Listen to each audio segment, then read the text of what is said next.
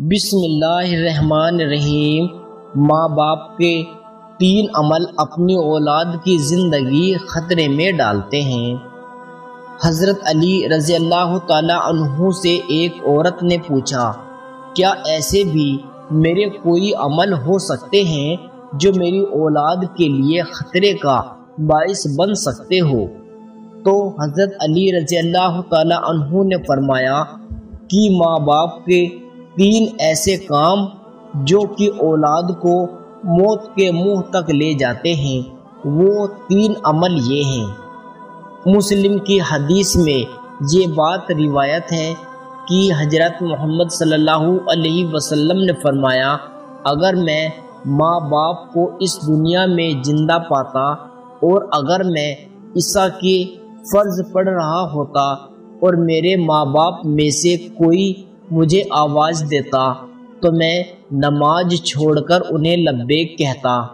ایک دفعہ حضرت علی رضی اللہ تعالی عنہ اپنے حجرے میں موجود تھے کہ ایک بوڑھی عورت آئی اور عرض کرنے لگی کہ اے امیر المومنین، میری 2 ہی اولادیں ہیں، ایک بیٹا اور دوسری بیٹی، وہ دونوں ہی نافرمان ہیں اور دونوں اکثر بیمار رہتے ہیں۔ میری بیٹی کا رشتہ کوئی لینے کے لیے تیار نہیں اور بیٹے کو کوئی رشتہ دینے کے لیے تیار نہیں۔ میں ایسا کون سا عمل کروں جس سے ان کی زندگی میں برکت آئے اور وہ عمل انہیں نفع دے اور وہ میری نافرمانی بھی نہ کرے اور صحت یاب بھی ہو جائے؟ میں ایسا کون سا عمل کروں؟ کیونکہ وہ دونوں نافرمان ہیں، میرا کہا نہیں مانتے، میرا بیٹا شراب اور دیگر گناہ بھی کرتا ہے، وہ دونوں دین اسلام کے مطابق زندگی نہیں رکھتے۔ اے امیر المومنین، مجھے کوئی ایسا عمل بتائے جس سے وہ دونوں راہ راست پر آ جائے، دونوں کے رشتے بھی ہو جائیں، وہ فرما بردار بھی بن جائیں اور دونوں صحت مند بھی ہو جائے۔ حضرت علی رضی اللہ تعالی عنہ نے اس عورت سے فرمایا کہ ماں باپ کے 5 ایسے گناہ جس کی سزا اولاد کو بھی ملتی ہے، وہ 5 عمل ایسے ہیں جس سے اولاد کا تعلق جڑ جانا ہے۔ حضرت علی رضی اللہ تعالی عنہ نے فرمایا، اگر ماں باپ یہ عمل کرتے ہیں تو ان کے عملوں کی وجہ سے اولاد بھی اس جرم میں شریک کر دی جاتی ہے۔ اس خاتون نے پوچھا، وہ 5 عمل کون سے ہیں؟ حضرت علی رضی اللہ تعالی عنہ نے فرمایا، وہ 5 عمل یہ ہیں۔ نمبر 1، جس گھر میں والدین قرآن مجید کو سمجھنے کے باوجود اس کی تلاوت نہ کرے تو ایسے والدین کو اللہ کے عذاب کے مستحق ہوتے ہی ہیں، لیکن اس کی سزا ان کی اولاد کو بھی ملتی ہے۔ ایسے والدین کی اولاد نافرمان بے حیا ہو جاتی ہے۔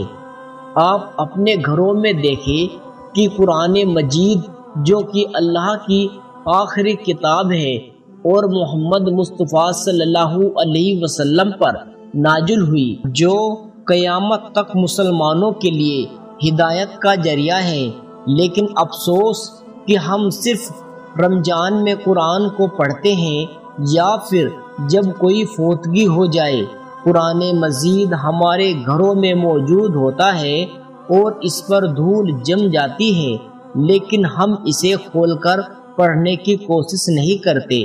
ہمیں چاہیے کہ اس مقدس کتاب کی تلاوت کریں تاکہ ہمارے گھروں میں اللہ تعالی رحمتیں اور برکتیں نازل فرماتا رہے۔ جو ماں باپ قرآن کو سمجھنے کے باوجود نہیں پڑھتے، ان کی اولاد بے حیا اور تنگ دست ہو جاتی ہے۔ نمبر 2، امیر المومنین حضرت علی رضی اللہ تعالی عنہ نے فرمایا، جس گھر میں ماں باپ روزانہ لڑتے ہیں اور ایک دوسرے کو گالیاں دیتے ہیں، جہاں گالیاں دی جائے وہاں شیطان ہی ڈیرے ڈالتے ہیں، فرشتے نہیں، اور شیطان ان کو ہر وقت بھڑکاتے رہتے ہیں۔ آپ خود سوچیں، جس گھر میں ہر وقت شیطان کا بسیرا ہو، فرشتے وہاں نہ آئے تو ایسا گھر تو جہنم ہی ہوگا۔ فرشتے تو یہودیوں اور مشرکوں کے گھروں میں نہیں آتے۔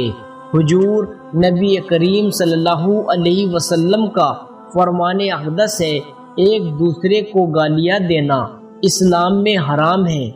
والدین کو دیکھ کر اولاد جوان ہوتی ہے، جیسا طرز عمل والدین کا ہوگا اولاد بھی ویسی ہی ہوگی۔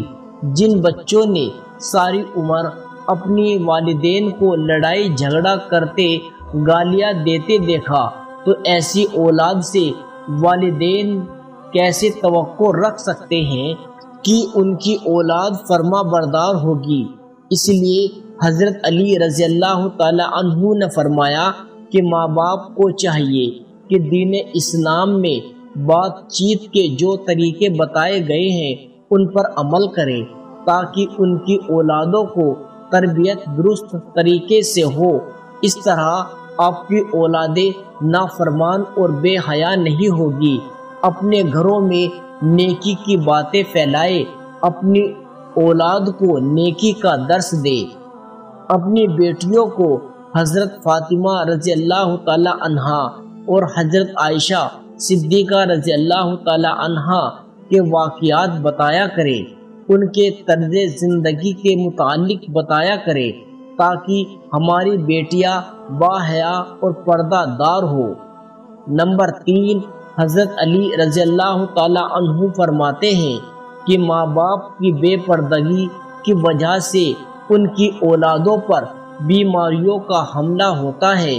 حدیث صحیح بخاری میں حضرت ابو ہریرہ رضی اللہ تعالی عنہ سے روایت ہے کہ نبی کریم صلی اللہ علیہ وسلم نے فرمایا کہ پردہ عورت پر واجب ہے، جبکہ بے پردہ عورت پر جہنم واجب ہے۔ بے پردہ عورت پر جہنم واجب ہے۔ جس گھر میں بے حیائی اور بے پردگی ہوتی ہے تو اللہ کے فرشتے ایسے گھروں میں رہنے والوں کے لیے بد دعا کرتے ہیں، اور شیطان ایسے گھروں کو اپنا بسیرا بنا لیتے ہیں۔ جہاں بے پردگی عام ہو اس گھر کی اولادیں بے حیا، نافرمان اور غلط کاموں کا شکار ہو جاتی ہے۔ یہی نہیں بلکہ پریشانیاں اور مصیبتیں ایسی اولاد کا مقدر بن جاتی ہے۔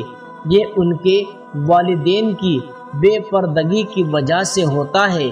جس گھر میں بے حیائی ہوتی ہے وہاں اللہ کی برکت اور رحمت نہیں ہوتی۔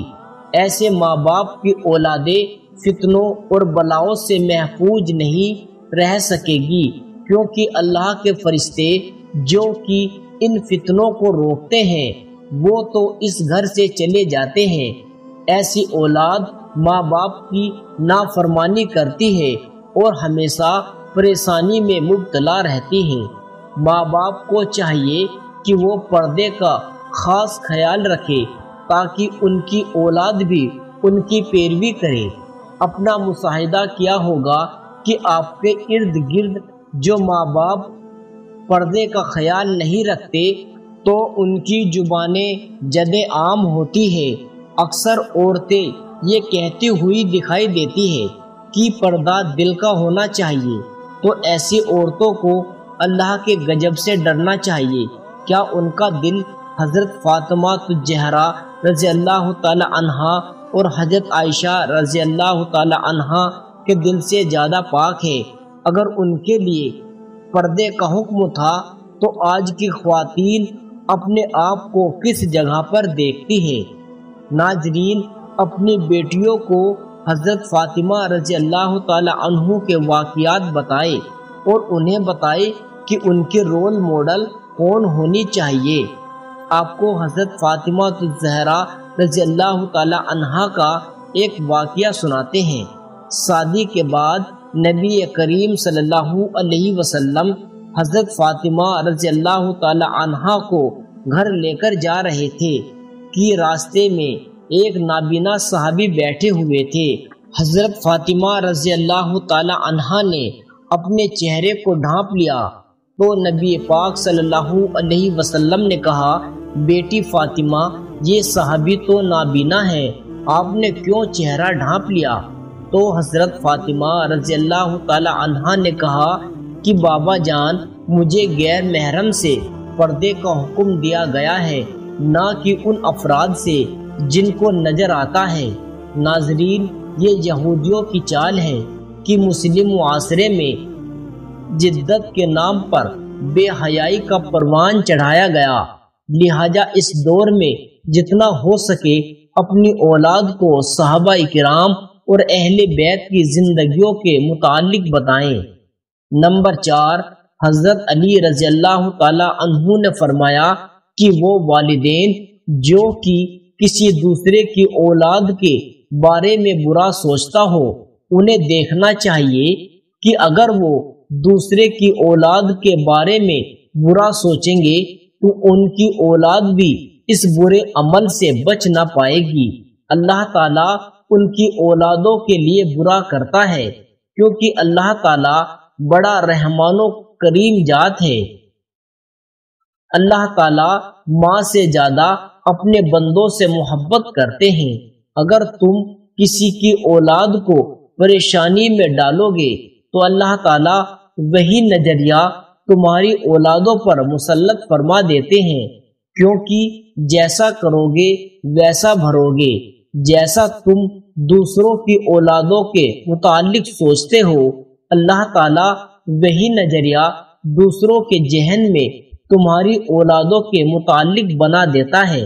جیسا تم کسی کی بیٹی کے بارے میں چاہتے ہو، اللہ تعالیٰ ویسا ہی تمہاری بیٹی کے ساتھ کرتا ہے۔ حدیث پاک کا مفہوم ہے کہ نبی پاک صلی اللہ علیہ وسلم کے پاس ایک صحابی آئے اور عرض کی، یا رسول اللہ، فلاں صحابی عورت کو چھپ چھپ کر دیکھتے ہیں۔ تو آپ صلی اللہ علیہ وسلم نے اس صحابی سے فرمایا کہ اس صحابی کو بلا کر لاؤ۔ جب وہ صحابی آپ کی خدمت اقدس میں حاضر ہوئے تو آپ نے اس سے کہا، تم اپنے گھر کی حفاظت کی ذمہ داری چھوڑ گئے ہو کیا؟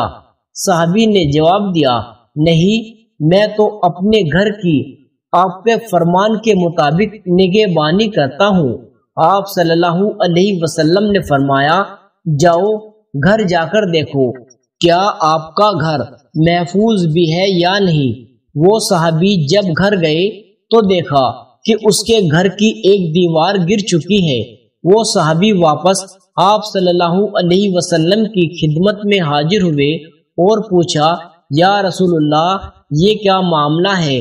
تو آپ صلی اللہ علیہ وسلم نے فرمایا، اگر تم کسی کی عورت کو دیکھو گے تو اللہ تعالیٰ تمہارے گھر کی دیواریں گرا دے گا۔